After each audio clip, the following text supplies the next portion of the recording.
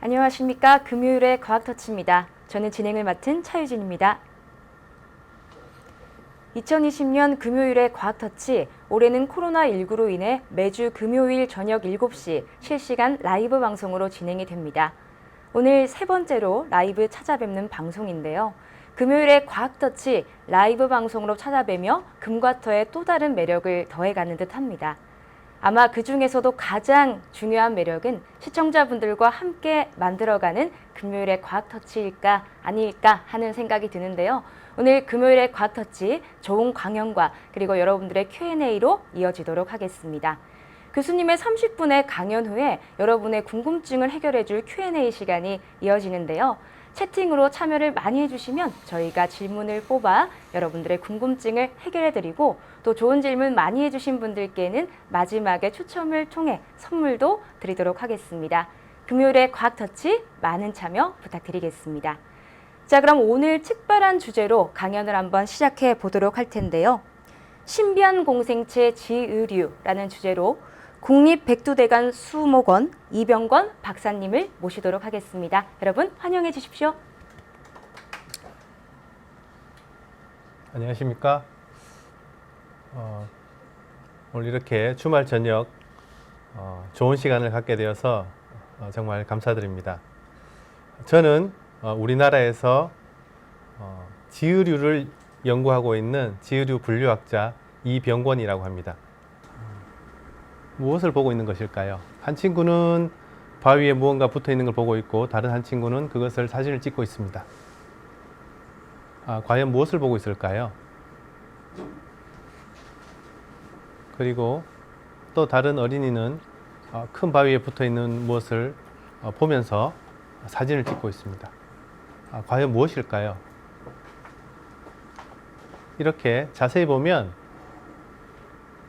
벌레도 아닌 것 같고 그렇다고 이끼도 아닌 것 같은데 저렇게 벌레처럼 지렁이처럼 자라고 있는 무언가가 있습니다. 이것이 바로 오늘 우리가 이야기해 볼 지의류입니다. 자, 올해 전라남도 고흥 우미산이라는 작은 산을 가보았는데요. 거기서 한 나무에 저렇게 하얗게 무언가 피어 있는 것을 볼 수 있었습니다. 곰팡이일까요?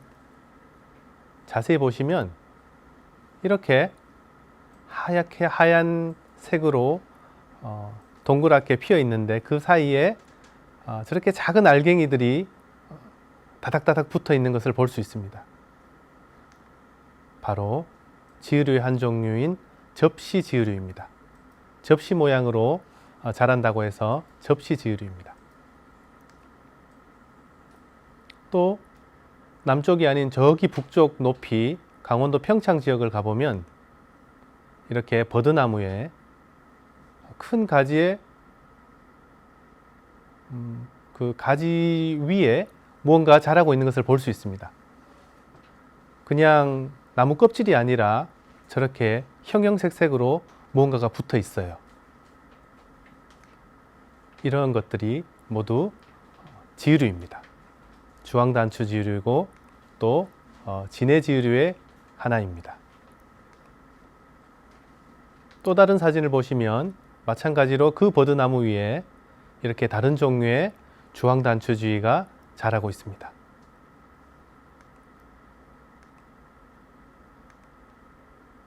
또 가운데 보시면 저렇게 노란색으로 자라고 있는 촌농지의를 볼 수 있는데요.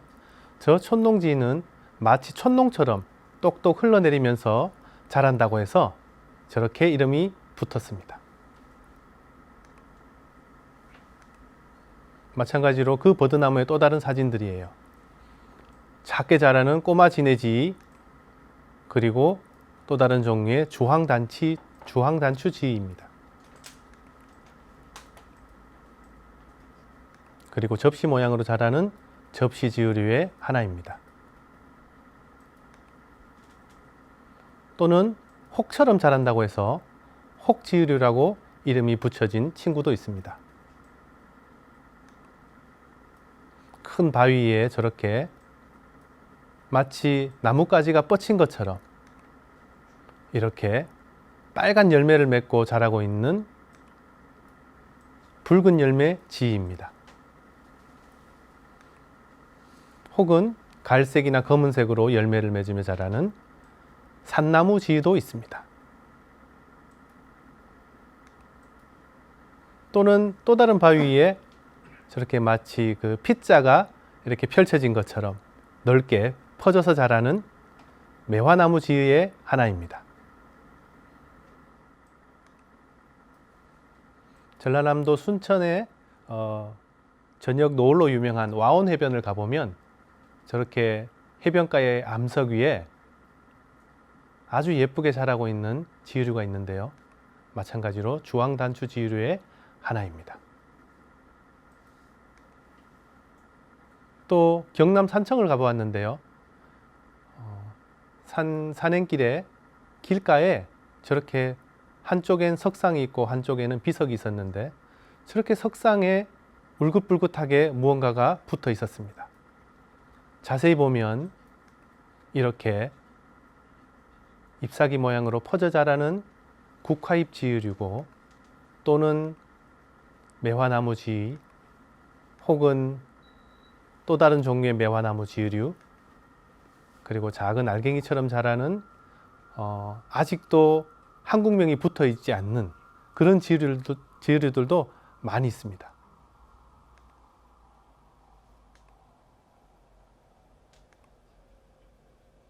또 나뭇가지 모양으로 자라는 또 다른 종류의 탱자나무 지유류도 있습니다. 그리고 마찬가지로 주황색을 띠는 주황단추 지유류입니다. 이렇게 수많은 종류들이 저 하나의 석상에 옹기종기 붙어서 자라고 있는 것을 볼 수 있었습니다. 그리고 강원도 강릉의 어떤 모텔을 가보았는데요. 그 현관에 저렇게 멋진 진또배기를 장식을 해 놓았습니다. 그런데 무심코 지나칠 수도 있었는데도 불구하고 저 조각상 밑에 하트 모양의 작은 돌이 있었습니다. 그래서 자세히 보니 그것 또한 그 작은 하트 모양의 돌 위에 지유류가 붙어 있었어요. 바로 우리나라에서 가장 흔하게 볼 수 있는 검은태 접시지입니다. 저기에 사장님은 우연히 산책길에 저런 하트 모양의 돌을 주었는데 저 돌로 인해서 장사도 잘 되고 행운을 가져다 준다고 되게 기분 좋아하셨어요. 그리고 제주도의 어떤 마을에도 정자목 앞에 저렇게 큰 바위가 서 있었는데 저 바위에 붙어 있는 모든 것들이 다 여러 종류의 지유류들이었어요. 이렇게 우리나라 전역에서 관심만 가지면 여러 종류의 지유류들을 다 볼 수가 있습니다. 자, 그러면 지유류 사진들을 많이 봤으니까 이번에는 지유류의 정의에 대해서 간단하게 한번 알아보기로 합시다. 지유류란 무엇일까요? 지유류는 지유류를 만드는 곰팡이와 또 광합성을 하는 조류가 한 몸이 되어서 같이 살아가는 공생체입니다. 특히 이 지유류에 있어서 이 공생관계는 주인이 되는 곰팡이가 조류를 데리고 일을 시키며 살 공간을 주지만 일을 시키며 살아가는 마치 주종관계 같은 주인과 하인 관계 같은 그러한 공생관계를 보이고 있습니다. 그래서 야외에서 우리가 지유류를 봤을 때 벗겨보면 손톱으로 이렇게 긁어보면 이렇게 속에 하얀색의 곰팡이층이 있고 그 위에 초록 색깔의 조류층이 있는 것을 알 수 있어요. 전 세계적으로 약 2만 종의 지유류가 있고 우리나라는 현재 약 1,100종이 자라고 있습니다. 그래서 우리나라도 그렇고 외국에도 그렇고 지유류라는 단어가 아직까지는 생소하고 이끼라는 단어는 그나마 익숙하기 때문에 지유류인데도 불구하고 이끼라고 불리는 친구들이 많이 있습니다. 그래서 이번 시간은 지유류와 이끼는 어떻게 다를 수 있는지 한번 간단히 알아보기로 하겠습니다. 먼저 물 속에 자라고 있는 저기 무리끼가 있죠. 핵함이라고 불리는 저 무리끼는 녹조류에 해당하고, 그리고 습지에 흙 위에 자라고 있는 수태라고 불리는 저런 무리끼는 고사리 같은 양치식물이죠. 그리고 또 다른 종류의 괴부리끼라고 불리는 친구가 있는데요. 저것 또한 양치식물입니다. 하지만 리트머스 이끼라고 불리는 친구는 우리가 리트머스 시험지에 쓰는 그 재료로서 이용되는 지유류입니다. 그러면 지유류와 이끼는 어떻게 구분이 되는지 좀 더 세부적으로 한번 알아볼까요? 자, 먼저 비슷한 점을 한번 알아보겠습니다. 먼저 지유류와 이끼는 둘 다 관속이 없어요. 말하자면 물관, 체관, 부름켜 같은 그런 발달된 조직이 없고, 대신에 지유류나 이끼나 둘 다 광합성을 하죠. 지유류는 조류로서 광합성을 하고 이끼는 엽록소로 하고, 또한 번식도 둘 다 포자나 무성화나 찢어진 절편 같은 걸 통해서 번식을 하게 됩니다. 하지만 지유류와 이끼는 몇 가지 점에서 차이를 보이고 있는데요. 먼저 이끼는 잎과 줄기, 뿌리에 해당하는 부분이 뚜렷이 보입니다. 하지만 지유류는 그런 부분이 구체적으로 나타나 있지 않습니다. 그리고 지유류는 곰팡이에 속하고 이끼는 곰팡이가 아닌 원시 식물에 속합니다. 그래서 분류학적으로도 지유류는 곰팡이계, 균계에 속하고 이끼는 식물계에 속합니다. 그리고 마지막으로 서식처는 이끼는 대부분 경우 습지나 음지, 습한 곳에서 많이 볼 수 있는데, 지유류 같은 경우는 어디든지 볼 수 있어요. 고산 지역에서도 볼 수 있고, 심지어 북극, 남극 이런 아주 척박한 지역에서도 볼 수 있고, 또는 바닷가, 해변, 암석 혹은 얕은 물 속에서도 어느 정도 볼 수 있을 정도로 그 어디에서든지 지유류는 볼 수 있습니다. 그 형태적으로도 이끼는 올리브색 혹은 녹색의 대부분인데, 지유류는 색깔과 그 모양이 굉장히 다양하죠. 이렇게 두 가지 차이점을 볼 수 있습니다. 그래서 우리가 야외에 나갔을 때 이게 이끼인가 아니면 지유류인가 궁금할 때가 있거든요. 그럴 때는 간단하게 구별해 볼 수 있는 방법 중에 하나가 그것이 이끼인지 지유류인지 알기 위해서 손톱이나 좀 날카로운 것을 가지고 그 생물체를 긁어보면 그 속에 흰 부분이 보이면은 그것이 바로 곰팡이층이거든요. 그래서 곰팡이가 있으니까 이거는 이끼가 아니고 지유류일 가능성이 크다, 이렇게 보실 수 있습니다.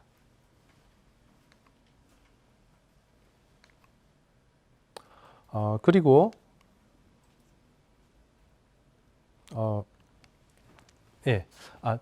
다음은 내부 구조를 한번 살펴볼까요? 자, 그 지유류를 잘라보면 어떻게 보이는지 한번 알아보겠습니다. 처음에 지유류 사진을 몇 번 보셨는데, 거기서 나뭇가지 모양으로 자라는 지유류들이 있었고, 아니면은 잎사귀 모양으로, 피자 모양으로 이렇게 퍼져서 자라는 지유류들이 있었는데, 왼쪽의 구조 같은 경우는 이렇게 가지 모양으로 뻗쳐서 자라는, 입체적으로 자라는 그런 지류입니다. 그래서 위쪽, 아래쪽 혹은 왼쪽, 오른쪽 모두 조류층이 있고요. 그리고 조류층을 보호해주기 위해서 피층이 있습니다. 그리고 한가운데에 곰팡이 수층이 있습니다. 그리고 오른쪽 경우는 넓게 퍼져 자라는 지류로서 가장 위에 피층이 있고, 그 피층이 조류층을 보호해주고 있죠. 조류층이 그대로 햇볕에 드러나 버리면 그 스트레스 때문에 살아갈 수가 없기 때문에 그 지유류 곰팡이가 피층을 만들어주는 것이죠. 그리고 수층, 또 아래쪽에 있는 피층, 그리고 마지막으로 흔하게 가근이라는 것이 있습니다. 저것은 가짜 뿌리라는 거죠. 진짜 뿌리로서 역할은 못하지만 그 밑에 바위나 혹은 나무 껍질에 단단하게 붙어 자랄 수 있도록 지지 역할을 해주는 가근입니다. 실제로 지우류 사진을 저렇게 잘라보면 위쪽에 피층과 그 다음 조류층, 그리고 그 아래에 약간 짙은 회색의 곰팡이에 해당하는 수층, 그리고 마지막으로 아래쪽에 있는 피층, 그렇게 실제 사진에서도 저렇게 초록빛깔의 조류층, 흰 색깔의 수층, 그리고 상피층, 하피층 이렇게 나뉠 수 있습니다. 자, 이 사진을 산속에서 혹시나 보신 분도 있을 수 있는데요. 우리가 흔히 들어봤던 서기버섯입니다. 서기버섯은 옛날부터 우리나라 혹은 일본에서 전통적으로 많이 채집해서 먹었었는데, 이 서기버섯은 사실은 버섯이 아니라 지유류에 속해요. 서기지유입니다. 그리고 또 다른 유명한 그나마 유명한 우리가 알고 있는 지유류가 하나 더 있죠. 자, 덜창크 원송이가 손에 무언가를 잡고 있죠. 자세히 보면 이러한 모양을 띠고 있는데요. 아주 귀한 약초 중에 하나인 송라버섯입니다. 하지만 분류학적으로 이 송라버섯은 버섯이 아니라 지유류입니다.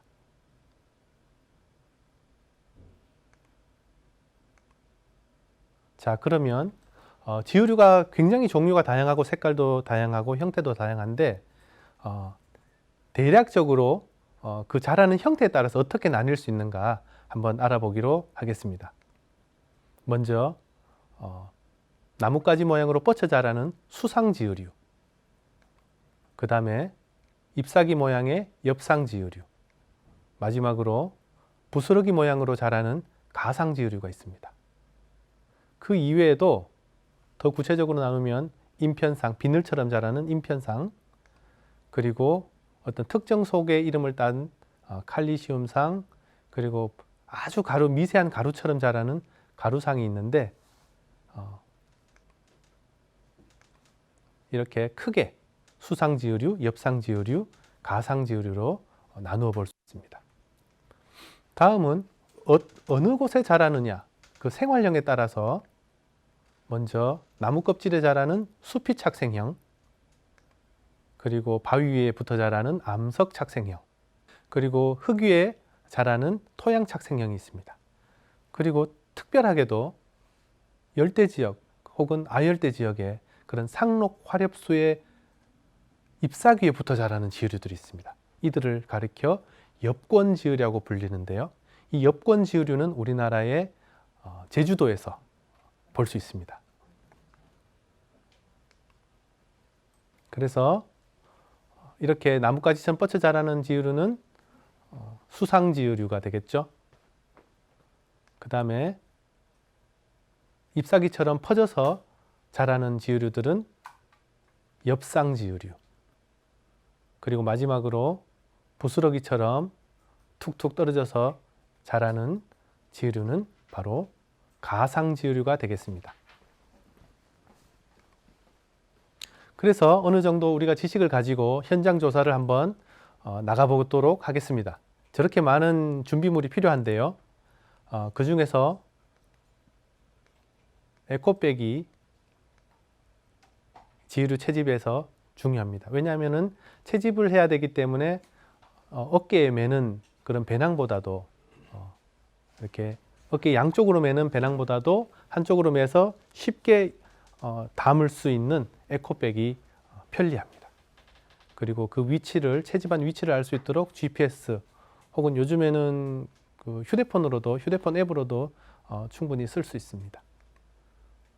그리고 야외에서 지유류는 너무나 그 크기가 작기 때문에 육안으로 보기 힘든 경우가 대부분입니다. 그래서 그게 어떤 지유류인지 그 형태나 색깔을 보기 위해서 야외형 돋보기를 가지고 가고요.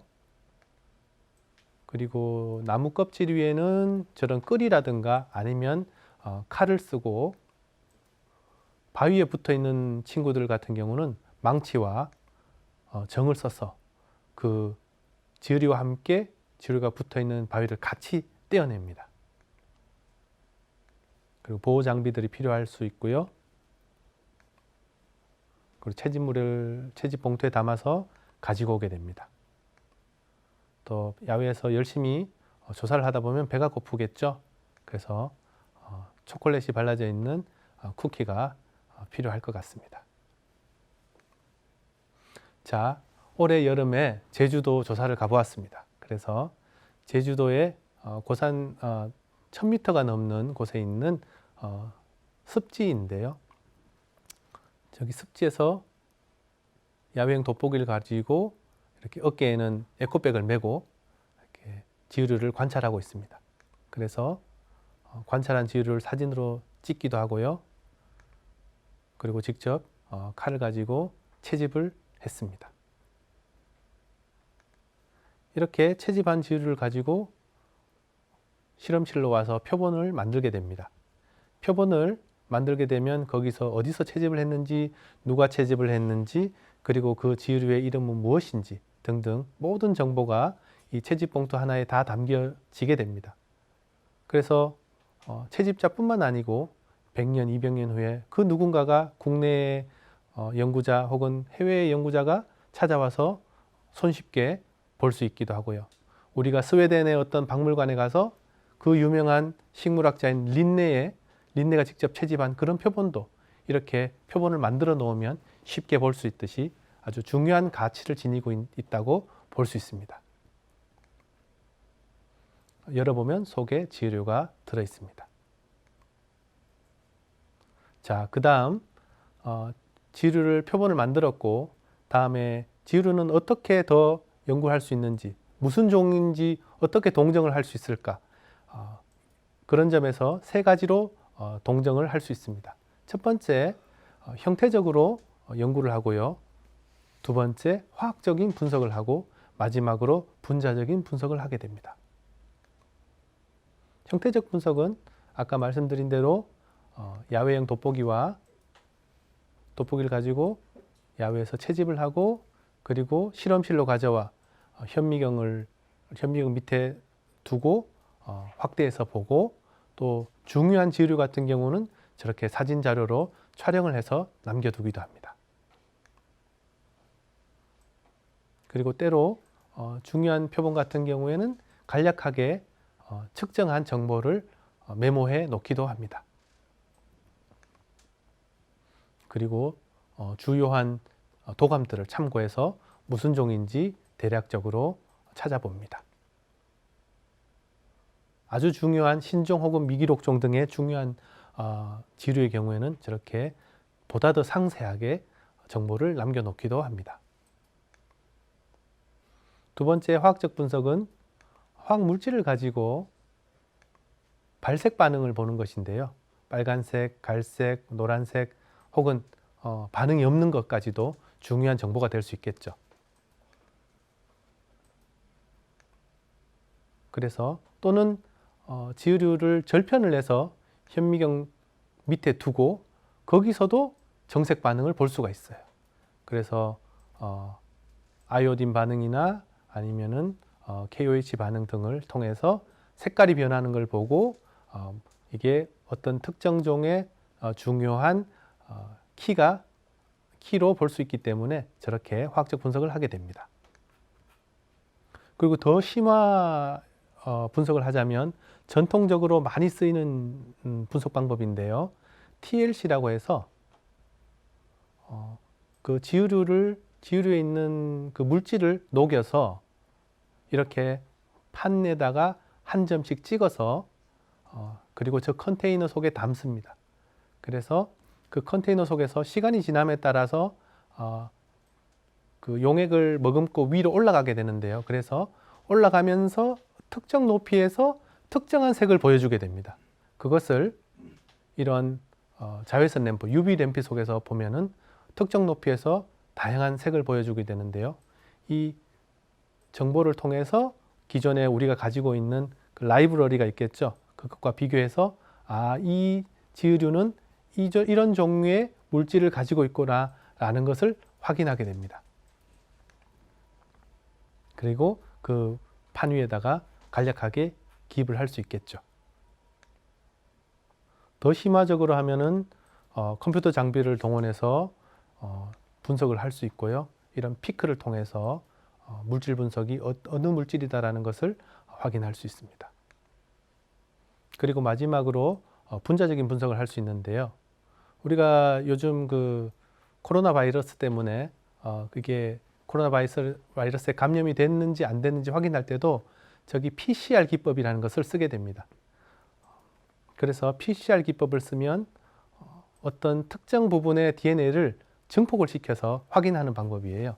그래서 그 부분이 실제로 기존에 있는 종과 얼마나 합치하는지, 만약에 바이러스가 감염이 됐다면 그 바이러스와 내가 내 몸에서 채취한 그 시료가 합치하는지 아는지, 몇 프로 합치하는지 이런 걸 확인할 수가 있거든요. 그래서 PCR 기법을 통해서 지유류의 DNA를 가지게 됩니다. 그래서 추출을 하고 다음에 프로그램을 통해서 분석을 하게 되죠. 그래서 이렇게 개통도를 그리게 되는데, 이런 분자적인 정보를 가지고 개통도 속에서 내가 지금 공부하고 있는 지유류가 어느 위치에 있는지, 똑같은 친구가 있는지 아닌지 이 등등을 저런 한 그림을 통해서, 도표를 통해서 구체적으로 확인할 수 있게 됩니다. 자, 지유류를 절편을 내서 그 단면을 보려고 현미경 분석을 하고 있었는데요. 갑자기 누군가가 찾아옵니다. 저거는 접시 지유류 하나인데 이렇게 세로로 단면을, 면도칼로 단면을 내고 있는데 갑자기 어딘가 숨어있던 친구가 나타나서 저기 자른 단면에 붙어서 낑낑거리고 있어요.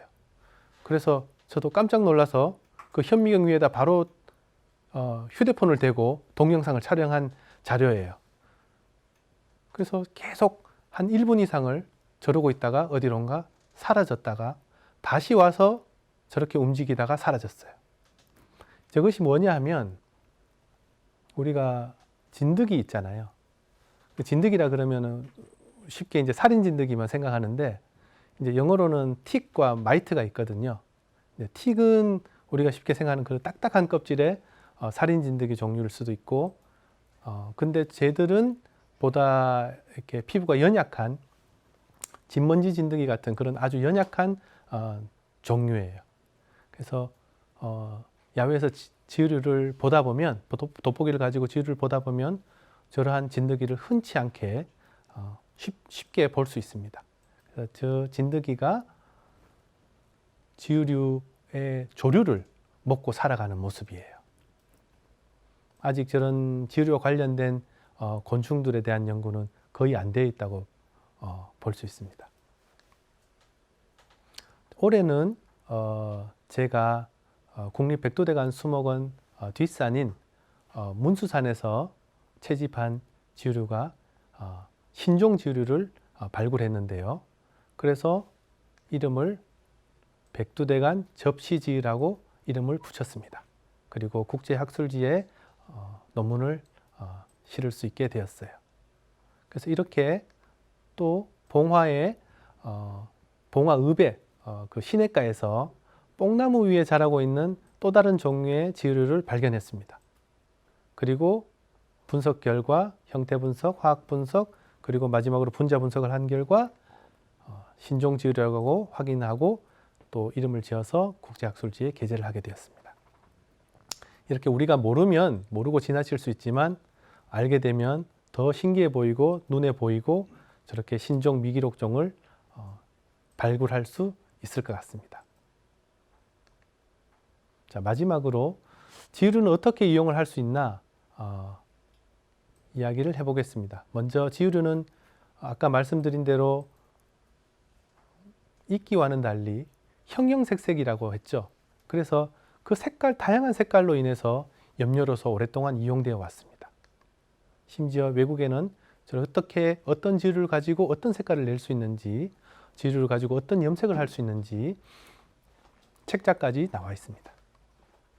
그리고 향수나 화장품으로도 이용을 해왔고요. 또 우리나라에 있는 그 귀한 지유류 하나인 송라지유 같은 경우는 항암제, 항산화제로 이용이 될 수 있고 약으로서의 양리활성 가치로서의 지유류의 그 가치는 앞으로도 무궁무진할 것입니다. 그 술록지라고 있는데요. 시베리아 지역이나 북극 근처에 그 술록들이 먹고 사는 술록지도 지유류의 하나입니다. 또 북극 지역의 에스키모족, 이누이트족들이 그 차로 지유류를 끓여서 먹기도 했습니다. 좀 특이한 케이스인데요. 고산 지역에 큰 뿔을 가진 양이 있는데 어떤 지유류를 먹으면 환각작용을 일으키게 되어 그 지유류를 먹기 위해서 목숨을 불사하고 저렇게 절벽을 타면서 지유류를 먹으려고 시도를 하고 있습니다. 우리가 돌고래도 보고를 가지고 뭐 환각 작용을 일으킨다 해서 그를 즐긴다는 뉴스를 보았는데요. 지유류도 마찬가지로 저런 환각작용, 동물을 위한 환각작용으로도 쓰일 수 있습니다. 그리고 스칸디아 모스라고 해서 꽃집에 가면 쉽게 그 스칸디아 모스를 구입할 수 있는데 모스는 이끼지만 실제로 저 친구들은 지유류입니다. 북유럽 지역에 살고 있는 그 술록지의 한 종류인데 저기 파는 것들은 종류는 똑같지만 천연 염색을 통해서 다양한 색깔로 이용되고 있습니다. 또한 환경평가로서 오랫동안 기후변화 관련 환경평가로서 식물보다도 훨씬 환경에 민감하기 때문에 오랫동안 미국에서 이용되어 왔습니다. 그리고 마지막으로 화성 프로젝트라고 해서 화성에 인간이 살 수 있는 환경을 만드는 프로젝트죠. 테라포밍이라고 해서 그래서 테라포밍을 할 때 지유류가 아주 중요한 부분입니다. 심지어 작년인가요? 어느 게임 회사에서 게임을 하나 만들어 출시를 했는데 그 테라포밍 마스에 관한 게임인데 실제로 화성에 가서 화성을 테라포밍을 하는 게임입니다. 근데 그 중요한 챕터의 하나로 지유류가 들어가 있을 정도입니다. 실제로 전문가들의 연구에 따르면 저런 척박한 환경인 외계 행성에 자랄 수 있는 후보로서 지도지유와 붉은 녹 꽃잎지유로 후보까지 만들어 연구하고 있을 정도입니다. 자, 마지막으로 전 세계 지유류의 다양성이 아니고 이때까지 우리나라 지유류 연구에 도움을 주신 그 분류학자들에 대해서 간략하게 말씀드리겠습니다. 먼저 10여 년 전 순천대학교 허재선 교수님이 시작을 하셔서 하지만 우리나라 연구자들이 거의 없었기 때문에 가까운 일본과 중국의 지리학자들의 도움을 받고 또 유럽 지역의 유명한 지리학자들 도움을 받고 인도와 스리랑카, 체코 등등에서 도움을 많이 받았습니다.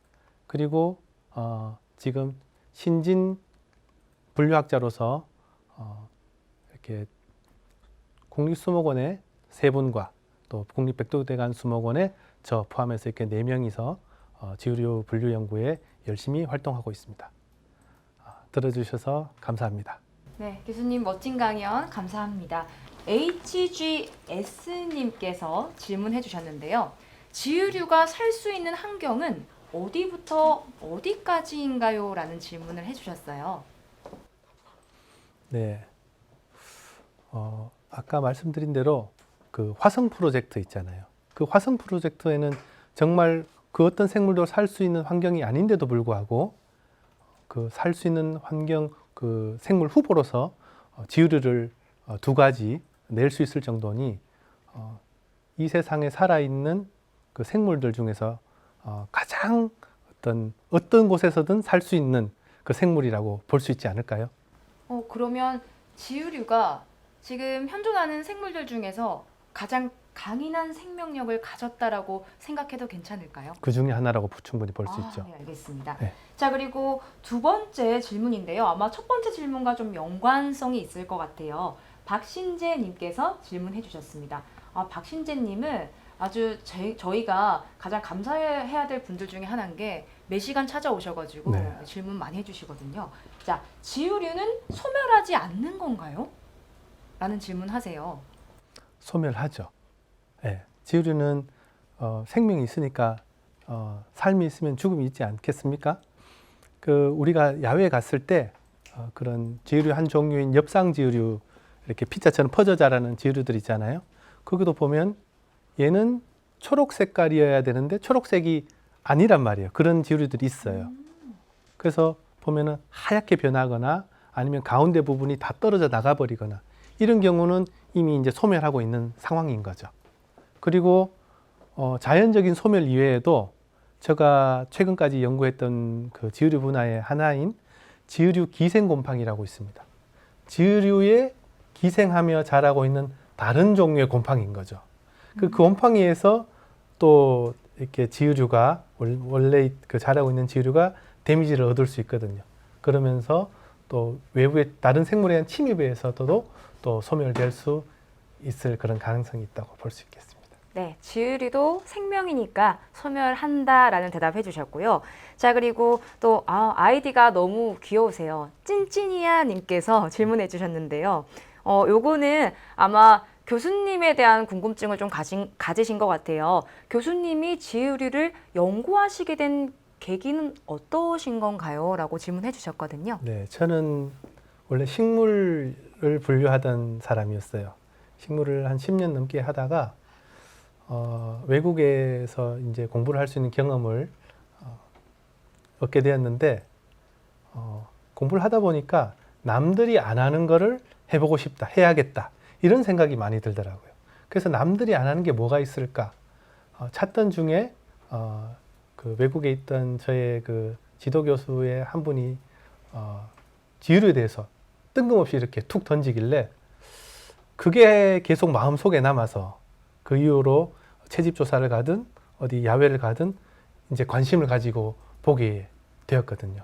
그래서 지금 이 자리까지 오게 된 것 같습니다. 아니, 이유가 너무 신선한 게 보통 뭐 이런 걸 봐서 저런 걸 봐서 이렇게 많이들 얘기하시기도 하는데 나는 남들과 다른 길을 가고 싶었다. 뭔가 새로운 개척되지 않은 길을 가고 싶었다. 이런 말씀 해주시니까 교수님이 좀 달라 보이는 것 같기도 해요. 새로운 걸 막 좋아하실 것 같고 모험도 좋아하실 것 같고. 네네. 네. 자, 그리고 다음 질문입니다. 은진창님께서 질문해 주셨는데요. 지우류 먹을 수 있나요? 라는 질문해 주셨거든요. 네, 서기지 같은 경우는 그 무침으로도 먹기도 하고요. 예전에 어디 TV에서 지리산 자락에서 이렇게 그 사는 사람들이 직접 채취해서 또 요리를 해서 먹기도 하고 했다고 들었습니다. 그래서 음식으로 먹기도 하지만 주로 이제 그 송라지 같은 경우는 굉장히 귀한 약초거든요. 그래서 그런 경우는 차로 끓여서 먹으면 몸에 효과가 있는 것으로 알고 있습니다. 그 이외에도 여러 종류의 그 지우류는 대략 한 800종 정도의 고유 물질이 있는데 그 중에 대부분이 다른 생명체에서는 나오지 않는 지우류만의 고유 물질이거든요. 그래서 그런 약으로서의 활용 가치가 굉장히 뛰어납니다. 그래서 그런 차로 끓여 마시면 몸에 좋을 것 같아요. 네, 먹을 수 있을 뿐만 아니라 약용 가치의 효능도 뛰어나다라는 대답해 주셨고, 자, 그리고 스텔라 인털님께서 질문도 해주셨습니다. 지우류는 언제쯤 생겼을까요? 고생대쯤일까요? 라는 질문 해주셨는데요. 네, 거기에 관해서 연구한 것도 물론 있는데, 네, 제가 구체적으로 언제쯤 시기다라고는 제가 지금 기억이 안 나서 솔직하게 말씀드립니다. 하지만 그 지우류가 굉장히 생긴 지는 굉장히 오래되었고, 왜냐하면 우리가 공부를 하다 보면 생태학을 공부를 하다 보면 천이라는 말을 쉽게 들을 수 있잖아요. 생물이 척박한 환경에서 자랄 때 아무것도 없는 땅에서 그 수풀이 무성한 수풀로 변하기 전에 지우류가 그 초기 환경을 잡아주거든요. 지우류나 이끼가 초기 환경을 잡아줘야 양분과 수분을 머금게 되고, 그러면 그 이상의 고등식물들, 그런 고등생물들이 살아갈 수 있는 환경을 만들어주겠죠. 그런 면에 있어서 식물보다 훨씬 오래되었다고 볼 수 있는데요. 그런데 또 최근의 연구에 의하면 지우류는 생각보다 최근에 진화한 생물체다. 이런 연구도 사실 있습니다. 그래서 뭐 딱히 어느 때부터 시작되었다라고 명확히 말씀드릴 수는 없지만 그런 크게 두 가지로 설명될 수 있을 것 같습니다. 네, 감사합니다. 자, 그리고 아마 그 교수님의 강연을 들으면서 지우리에 대한 궁금증이나 좀 매력을 많이 느끼셨나 봐요. 질문해 주셨는데요. 권서윤님께서 질문을 해 주셨습니다. 지우리는요, 가정 환경에서도 자랄 수 있나요? 라는 질문 해 주셨습니다. 네, 채집해서 두면 그대로 뭐 크게 자란다. 저도 집에 두고 키워보진 않아서 솔직히 잘 모르겠습니다만은 이제 생각을 해봤을 때 야외 조건이나 이런 게 특별하게 구애받는 조건은 없거든요. 적정한 습도와 적정한 광만 있으면 자랄 수는 있을 것 같습니다. 네, 우리 교수님께서 충분히 잘할 수 있을 것 같다라고 말씀을 해주셨기 때문에 질문해주신 우리 권서윤님 한번 최초로 시도를 해보시면 어떨까? 네, 집에서 한번 키워보시는 거, 시도해보시는 거 추천을 드리겠습니다. 자, 그리고 초반에 그 지우리를 먹을 수 있나요? 이런 질문들도 많았는데 질문 이어주시거든요. 임지혜님께서 그렇다면 지우류에 독이 있는 지우류도 있나요? 라는 질문 해주셨습니다. 네, 뭐 식물도 마찬가지지만 독과 약은 종의 양면과 같거든요. 이게 농도가 너무 세면 독이지만 그 농도를 희석시키면 아주 좋은 약이 될 수 있거든요. 그래서 지우류도 마찬가지로 그대로 섭취를 하면은 이게 농도가 너무 세기 때문에 우리 몸에 독이 되지만 차를 끓여 마신다거나 등으로 해서 희석을 시켜서 먹으면 충분히 약으로서 쓸 수 있다고 봅니다. 네, 저도 생각지 못했던 건데 독과 약이 종이 한 장 차이다. 그런 말씀이 조금 더 귀에 들어오는 것 같아요. 자, 그럼 다음 질문 이어가겠습니다. 그 쥐도리맘님께서 질문해 주셨는데요. 우리나라에서만 발견되는 지우류가 있을까요? 라는 질문해 주셨습니다. 네, 기존에 제가 체크해 본 결과 약 150종 이상이 신종으로서 우리나라에 발견이 되었습니다. 그리고 앞으로도 이 지우류 분류 신종 미기록종 발굴 분야에서는 무궁무진할 거라고 생각이 되고 충분히 관심을 가지고 남보다 조금 더 뛰어난 관찰력이 있으면 충분히 야외에서 발견할 수 있다고 생각합니다. 네, 그리고 아마 지우류를 보다 보니 지우류가 예쁘게 생긴 것들도 많잖아요. 그래서 이런 질문 하신 것 같은데 그 외향적인 것뿐만 아니라 지우류에서 향도 나나요? 라는 질문을 박민영님께서 해주셨습니다.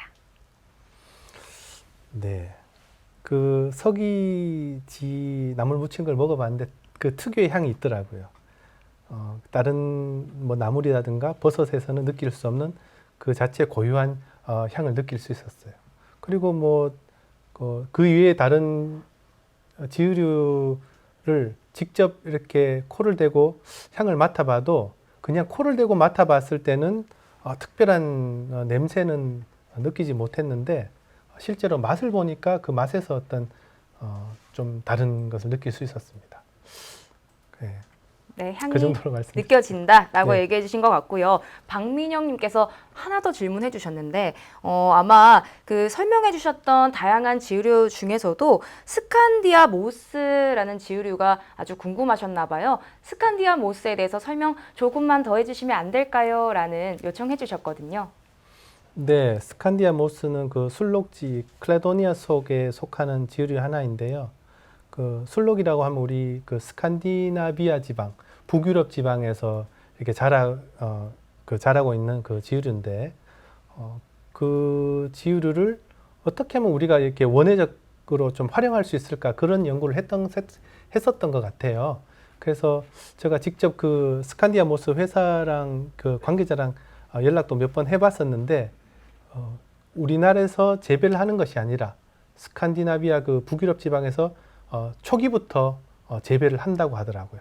하지만 천연 염색을 통해서 어린 시절부터 천연 염색을 통해서 이제 키워서 그것을 이제 배송을 하고 이렇게 판매를 하는데 그런 경우가 있는 반면에 또 다른 나라 같은 경우는 인공적으로 염색을 해서 판매를 하는데 이렇게 손에 다 묻어나고 이렇게 이제 그 좀 질이 좋진 않죠. 그런 면에서. 그래서 스칸디아모스뿐만 아니라 그 이외에도 다른 종류의 지류들이 너무나 많이 있거든요. 예쁜 지류들도 너무나 많이 있습니다만은 그것을 어떻게 하면 우리가 좀 대량으로 재배해서 뭐 판매를 하든 이용을 하든 할 수 있을까 이런 고민은 끊임없이 하고 있어요. 하고 있는데 지류가 식물과 크게 차이 나는 점 중에 하나가 뭐냐 하면 생장 속도가 너무 느리다는 거예요. 이제 협상이나 수상 같은 그런 대형 지류에는 뭐 30cm 이상 자라기도 하지만 대부분의 경우는 1년에 뭐 5cm 혹은 그 이하. 가상지류 같은 경우는 거의 1mm, 1년에 1mm 자라는 경우도 있거든요. 그러니까 그것을 재배를 해서 상업적으로 이용할 가능성이 아직까지는 좀 힘든 상황이 많이 있습니다.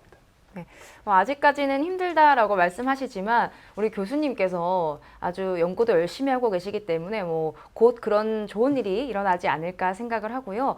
이런 질문 해주셨습니다. 교수님께서 그럼 직접 지유류에 대해서 공부를 하시고 연구를 하시면 채집을 하러 다니시잖아요. 그래서 우리 교수님이 지유류를 채집하는데 얼마 정도의 시간을 투자하시나요? 라고 우리 허은영님께서 질문해 주셨습니다. 보통 일반적인 채집 조사의 경우에 어떤 산 한 곳을 타는데 하루 종일을 쓰잖아요. 아침에 가서 조사지, 어떤 특정 조사지면 특정 조사지, 아니면 산 전체면은 정상을 찍고 등산로를 통해서 이렇게 내려오는데 시간으로 보면은 거의 뭐 하루 종일을 쓴다고 볼 수 있겠죠. 근데 이제 식물 같은 경우는 그 채집 조사만 해서 그날로 이제 웬만한 동정이, 식물 동정이 끝나는 편인데 지유류 같은 경우는 이 채집을 하고 나서 표본을 만들고 그 이후에 실험실에서 현미경 분석 등등 이런 과정이 훨씬 더 길어, 시간적으로 보면 더 길기 때문에 식물보다는 연구의 시간이 좀 더 길다고 볼 수 있습니다. 네, 교수님께서 식물 채집을 하는 것보다 오래 걸린다는 말씀도 해주셨고 정말 하루 종일을 투자하는 것 같다라고 하셨는데 아마 화면을 좀 유심히 보신 분들은 교수님 말씀에 아주 공감하실 것 같아요. 교수님 손끝이 이렇게 빨갛게 물들어 있는데 지유류 채집 때문에 그런 건 아니고요. 그런 건 아니세요? 네. 네. 제가 너무 포장을 좀 하려고 네. 시도를 했는데, 네. 어쨌든 지유류 채집에 시간이 많이 걸리고 많은 시간을 투자한다라는 얘기를 해주신 것 같아요. 네, 그리고 말씀을 해주시면서 왜 우리 지유류에 대한 다양한 활용법에 대해서도 연구를 하고 계시다고 하셨는데 아마 이 질문도 좋은 질문일 것 같습니다. 영어시네요. 안토니오 강님께서 질문해 주셨는데요. 지유류가 건축 인테리어에 활용될 미래 전망에 대해서 조금 말씀해 주실 수 있을까요? 라는 질문 해주셨습니다. 지금 스칸디아 모스 같은 경우는 이제 실내 인테리어로 아주 흔하게 쓰이고 있죠. 굉장히 또 좀 고가이고 생각보다 고가이고 이렇게 한 벽면을 차지할 수 있게 이렇게 쓰이고 있는데 마찬가지로 아까 전에 질문처럼 이렇게 상업적인 이용 가치만 된다면 그런 스칸디아 모스뿐만 아니라 다른 종류의 지유류들도 충분히 쓰일 수 있겠죠. 다만 이제 그 지유류가 가진 어떤 생리적 특성 때문에 더딘 성장 그것만 어느 정도 해결해 줄 수 있다면 상업적 가치, 상업적 이용으로서의 가치는 무궁무진하다고 볼 수 있겠습니다. 네, 저도 그 이탈리아 여행을 갔었는데요. 벽면에 이렇게 저는 그때 곰팡이나 이끼라고 생각했는데 너무 예쁜 모양으로 이렇게 그 지우리였던 것 같아요. 지우리들이 막 있는데 그런 모습들을 그대로 이제 남겨둔 걸 보면서 아, 이런 게 우리나라에도 있으면 참 예쁘겠다라는 생각을 했거든요. 지우리의 상업적인 미래 그리고 또 건축적인 미래 전망에 대해서도 기대를 해보겠습니다. 자, 그리고 아마 이분은 지우리에 대해 조금 더 관심이 많으신 분일 것 같아요. 다람쥐 님께서 질문해 주셨는데요. 계속적으로 연구되는 분야라 지우리에 대한 관심이 생기고 너무 궁금한 점이 많아집니다. 제가 관심이 좀 많다면 특별히 공부를 해야 할 부분이 있을까요? 라는 질문해 주셨거든요. 일단 지우류를 어떤 기초 연구, 말하자면 분류학적으로 나는 이 종을 무슨 종인지 알고 싶다. 그러면 분류학에 초점을 두고 연구할 수 있고요. 나는 분류는 크게 관심이 없지만 어떤 상업적인 이용으로 나는 좀 관심을 가지고 싶다. 그러면 좀 더 응용과학으로서 그 물질을 이용한 연구 이런 쪽에 관심을 가지면 되겠죠. 네, 충분한 답이 되셨길 바랍니다. 아니, 교수님, 그리고 요건 사실 농담으로 질문 남기신 것 같긴 한데, 교수님, 여기 그 앞에, 박사님 앞에 있는 화분도 지으리운가요? 라고 우리 태연이 님이 질문해 주셨습니다. 아니죠, 교수님. 네. 네, 요거는 네, 저희가 직접 준비한 화분입니다. 그런데 네. 제가 한 말씀 드리고 싶은 네. 것은 그 아까 전에 생활량에 따라서 수피 착생 지으류가 있잖아요. 네네. 이런 작은 나무라 해도 여기 자랄 수 있습니다. 그리고 만약에 이 잎이 상록 화렵수의 나뭇잎이라면 잎사귀 위에도 자랄 수 있죠. 엽권 지으류라고 있어요. 심지어 이런 유리잔이라고 해도 오랜 시간이 지나면 어떤 지으류가 붙어서 자라기도 합니다. 아, 잔에도 지으류가 네네. 생길 수가 있나요? 네네. 어머, 아니 저는 아무것도 모르고 농담하신 것 같다라고 했는데 농담을 하신 게 아니고 너무 좋은 질문 해주신 것 같아요. 충분한 답이 되시고 또 생각지 못한 정보를 얻은 것 같습니다.